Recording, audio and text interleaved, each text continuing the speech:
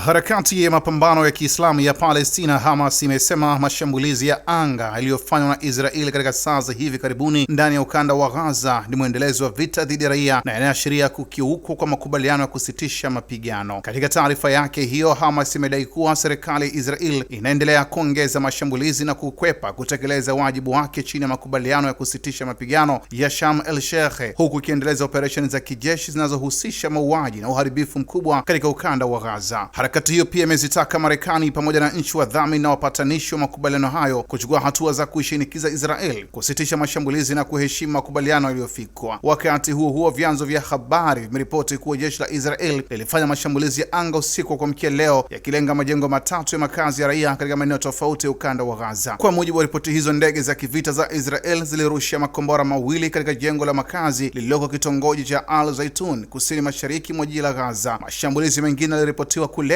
majengo ya makazi katika kambi ya Jabalia kaskazini mwa Gaza na kambi ya Al Bureij katikati mwa ukanda huo. Hadi kufikia wakati wa kuandaliwa kwa habari hii, hakukuwa na taarifa rasmi zilizothibitisha idadi ya waliouawa au kujeruhiwa katika mashambulizi hayo. Mwana wa Maalim Mashi, Kishki TV.